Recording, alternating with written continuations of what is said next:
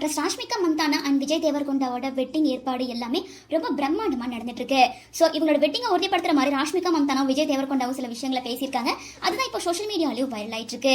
அதாவது கடந்த வருஷம் அக்டோபர் மாதம் 3ஆம் தேதி ரெண்டு பேருக்குமே வந்து ஹைதராபாத்ல இருக்க விஜய் தேவர்கொண்டா வீட்டில் ஃப்ரெண்ட்ஸ் அண்ட் ஃபேமிலி மத்தியில் பிரைவேட்டா எங்கேஜ்மெண்ட் நடந்து முடிஞ்சதா பல செய்திகள் வைரல் ஆயிட்டு இருந்துச்சு.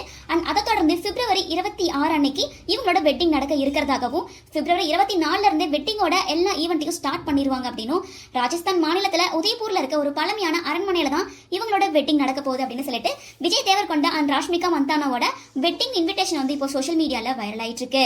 அது மட்டும் இல்லாம மேரேஜ் முடிஞ்ச கையோட மார்ச் 4, 2026 அன்னைக்கு ஹைதராபாத்ல இருக்க ஒரு பெரிய 5 ஸ்டார் ஹோட்டல்ல தான் வந்து செலிபிரிட்டிஸ் அண்ட் சினிமா பிரபலங்களை இன்வைட் பண்ணி பிரம்மாண்டமான ரிசப்ஷன் ஃபங்க்ஷனுக்கு பிளான் பண்ணியிருக்காங்க.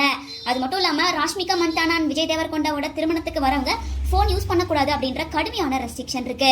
அது மட்டும் இல்லாம போட்டோகிராஃபர்ஸ் அங்க எடுக்கிற போட்டோஸ் எல்லாத்துக்குமே ரைட்ஸ் கிளியர் பண்ணியிருக்காங்க. ஸோ அதனால அது ரொம்ப ரகசியமா இருக்கும் அப்படின்னும் அதுக்கான ஒப்பந்தத்துல சைன் பண்ணி தான் போட்டோவை எடுப்பாங்க அப்படின்ற மாதிரி சொல்லியிருக்காங்க.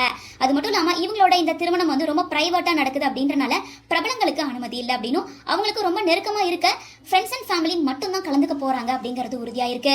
இதுக்கு முன்னாடி ராஷ்மிகா மந்தானா விஜய் தேவர்கொண்டாவோட திருமணத்துக்கு முந்தைய நடக்கிற சடங்குகள் எல்லாமே அவங்களோட சொந்த ஊர்ல அவங்கவங்க வழக்கப்படி தனித்தனியா நடத்தி முடிச்சிட்டாங்க. அது மட்டும் இல்லாம இவங்க திருமணத்தை வந்து ஓடிடில 60 கோடி ரூபாய்க்கு ஆஃபர் வந்துமே அதை வந்து ராஷ்மிகா அண்ட் விஜய் தேவர்கொண்டா ரெண்டு பேருமே ரிஜெக்ட் பண்ணிருக்காங்க.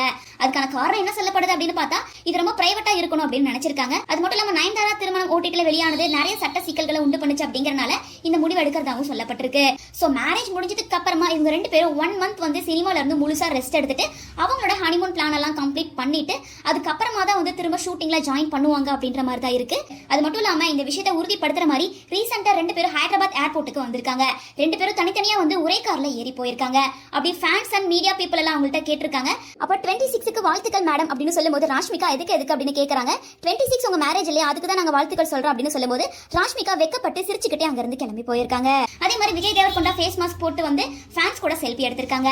அவங்க கிட்ட ஹாப்பி 26 அப்படின்னு சொன்னதுக்கு 26 தான் வந்துருச்சு அப்படின்னு சொல்லி ஃபன்னா பேசி சிரிச்சுட்டே போயிருக்காங்க. சோ ரெண்டு பேருமே மேரேஜை பத்தி வந்த கேள்விக்கு எந்த ரிஜெக்ஷனும் சொல்லாம சிரிச்சுட்டே போயிருக்காங்க அப்படின்றனால இது வரைக்கும் வந்த நியூஸ் எல்லாமே 100% ட்ரூ அப்படின்னு சொல்லிட்டு இந்த விஷயம் சோஷியல் மீடியால வைரலா பேசப்பட்டு வருது.